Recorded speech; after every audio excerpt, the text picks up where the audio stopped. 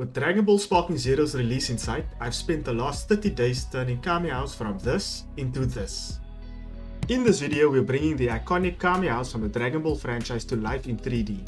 We will also recreate the island environment and of course the legendary Master Roshi himself. All of this will be done using Blender, a free open source 3D software available on Windows, macOS and Linux. Let's get started. First, we'll need to gather some references for our project. The look I'm going for is a weathered Kame House, think peeling paint, misaligned planks and worn down aesthetic that still holds its charm. My inspiration comes from the evolution of Dragon Ball games over the years. For example, titles like Legend of Goku, Dragon Ball FighterZ and even the Fortnite Dragon Ball crossover. But there was one thing that gave me zero inspiration. Brother, what's that? What's that, brother? The live action movie from 2009, you know, the one we all want to forget. So here's what I gathered, including the textures I'll be using to bring this project to life. First, I'm going to import a human base mesh so we can get the proportions right for scaling.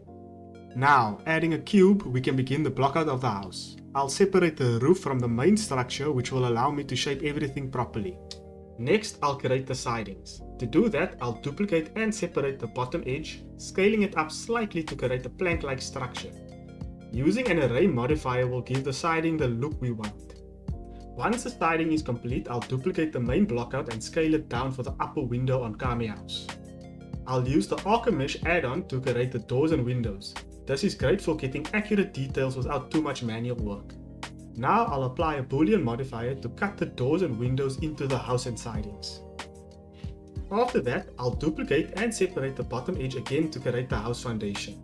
From the same platform, I'll extrude the front steps, giving the house a classic look. To finish the house, I'll add a cylinder and duplicate it to form the front porch pillars. And this is how the house will look once it's fully modeled. To create the island, I'll start by using the landscape add-on, which gives us a basic landmass.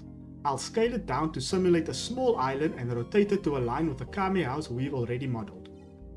Now that the island's in place, I'll need to refine it. Using the grab brush in sculpt mode, I'll adjust any overlaps or imperfections, making sure the house sits perfectly on the landmass. Next, it's time to add the ocean. I'll do this by adding a plane, scaling it up and lowering it to give us that natural island fall off into the sea. To make palm trees, I'll start with a cylinder. I'll scale it up and after adding some loop cuts, I'll use proportional editing to shape the tree trunk into a natural curve. Now I'll extrude the loop cuts to give the tree a more realistic form. After that, I'll duplicate it to add 2 more palm trees to the scene. Next up are the rocks. I'll add a cube, use subdivision and displace modifiers and create some procedural rocks to scatter around the island. Finally, let's create some bushes. I'll start by adding a sphere, cut off half of it and then create a leaf out of a plain mesh. I'll use this leaf in a particle system and then I'll duplicate it across the island to fill in the foliage. Now that the island and all the elements are in place, we're ready to texture our scene. To start texturing, let's head over to the shading tab. We'll begin with the island by importing 2 different textures, one for the grass and one for the sand, to give us the varied terrain you expect on an island. Using a color attribute, I'll separate the grass from the sand and then I'll add a color ramp to tweak the grass into a more vibrant green. For the bushes, I'll simply color pick the green from the grass and apply it, keeping the visual consistency. Next, for the rock and palm trees, we'll follow the similar process by importing textures. The trees aren't giving me the right color, so I'll adjust them using the color ramp to darken the tone a bit. Now for Kame House, I'll use 2 textures, a plain wood texture and a peeling wood texture. By using a vertex paint color attribute, I can paint directly where I want the peeling effect to appear on the house, giving it that weathered look. Moving on to the grass, I'll use geometry nodes and weight painting to add grass across the island, because to me the island looks a bit flat. The weight painting helps control where the grass shows up, giving us the same separation between grass and sand that we said earlier with the textures. I wasn't happy with the original bushes, they felt too stylized, so I'll redo them using geometry nodes. I'll import the leaf PNG and distribute it through the geometry nodes to create a more realistic bush. Next, I'll add palm leaves as a mesh plane, similar to how we created the bush leaves. I'll duplicate these leaves across the tree and then copy them over to the other palm trees to finish off the look. And now, this is how our environment looks so far. We covered the major elements. Let's move on to the final section of this video. Time for Master Roshi. For the past year, I've been diving deep into Blender 3D and now I'm attempting something I've never done before, creating a high resolution full body character from scratch. I'll start by blocking out Master Roshi using basic shapes, such as a sphere for the head and cylinders for the limbs to get his overall form. In sculpt mode, I'll refine this blockout, shaping the face, arms, hands and legs. The initial model is low poly because trust me, I don't want my PC sounding like a jet engine. Once I got the base, I'll switch to the grab and clay strip brushes to define Roshi's key features.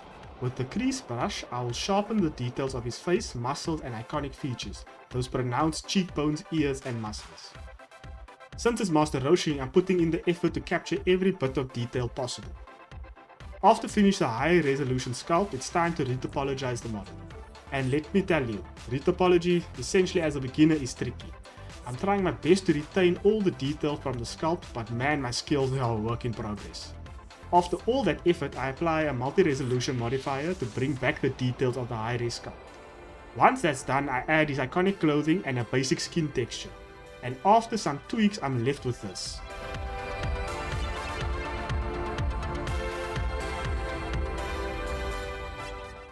This has been such a fulfilling project, bringing to life a character from a show I grew up with, using the skills I've built up in 3D design.